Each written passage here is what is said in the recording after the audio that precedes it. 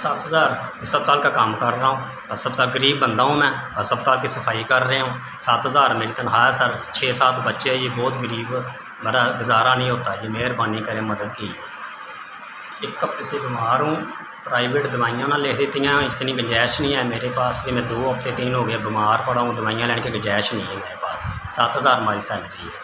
इधर अस्पताल में काम करता हूँ, गरीब बंदा हूँ, माड़ा 6-7 बच्चे मेरे। मेहरबानी करो, मदद करो जी मेरी। यस, अल्लाह तुम तंदुरुस्ती दे ढेड़ खुशियाँ दवे। आप मेरे 4,000 की मदद की SBS तक अल्लाह दे, तो अल्लाह पाक तुम खुशियाँ दवे, होर टेल मालो मार करे, मेहरबानी। SBS अब मुझे 4,000 की मदद की, दवाइयाँ मुझे लेने के पैसे नहीं सी, आपने मेरी मदद की 4,000 की। SBS अल्लाह तुम तंदुरुस्ती दवे, अल्लाह तुम सेहत दवे, अल्लाह तुम तंदुरुस्ती दवे, तुहाडे बच्चों नूं, तुहानूं दवे, तुहाडे भैणां भरावां नूं अल्लाह तुहानूं खुश रखे।